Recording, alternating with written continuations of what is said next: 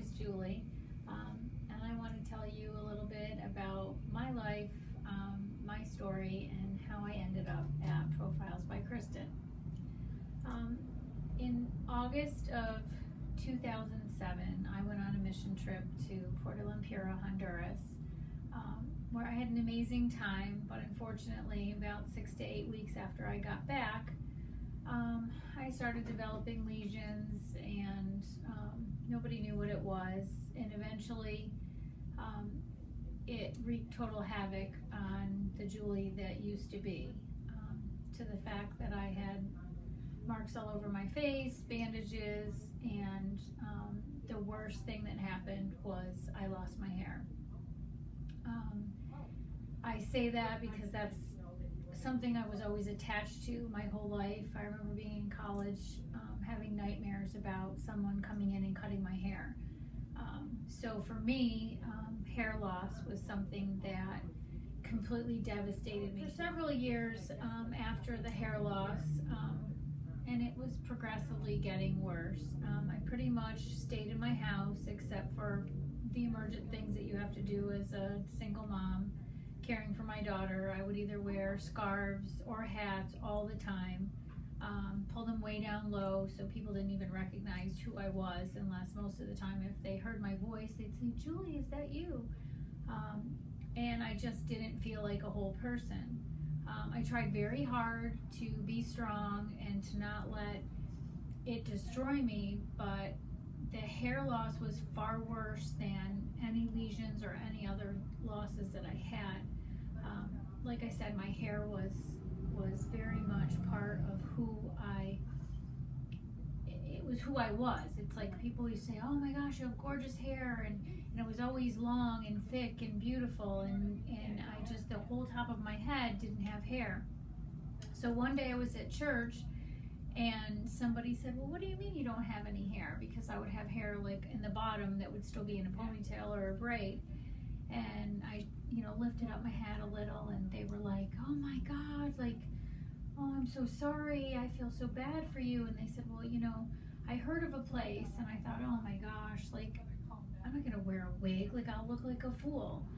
So I called and I talked to Kristin on the phone, and she knew that I was very, very uncomfortable with the whole situation, and I talked to her and she said, "Well, you can come in and we'll meet and I'm sure we can help you."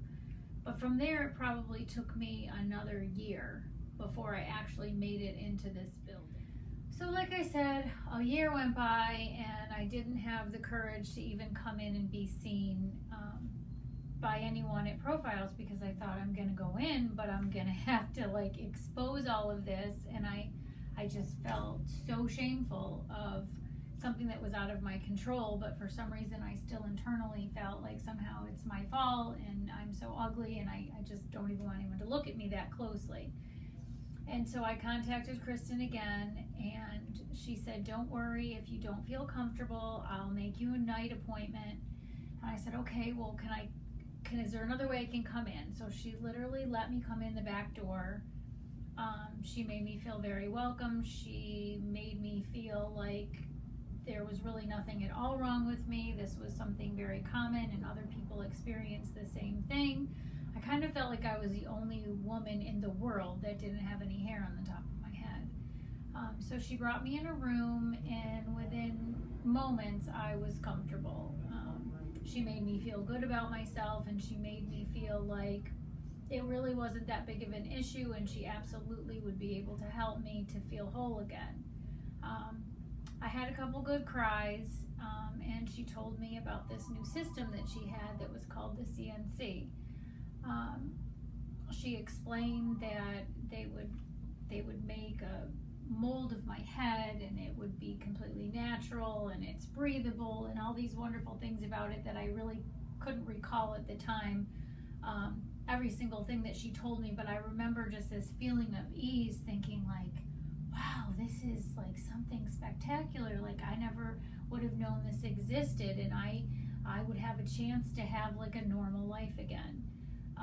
And so from there, she set up appointments for me to come in, and the the more times that I visited the salon and all the staff, I felt completely comfortable. They always make you feel beautiful, make you feel welcome, make you feel like you're just like everyone. Now let's talk about the day that I got my CNC system.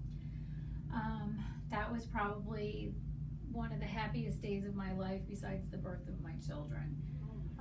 I came in, I was so excited. It was like, is my hair in? Is my hair in? Is my hair in? And I came in and she's like, you're gonna love it. They were so detailed about every aspect of making this perfect for me. You know, from the sample of my own hair, to the exact texture, to the coloring of my scalp, to the color of the hair. And she said, wait till you see this.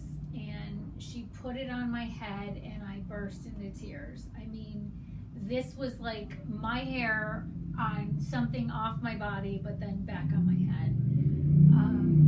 And I just remember looking and just sobbing because it was like, wow, I'm complete again. This is the same me.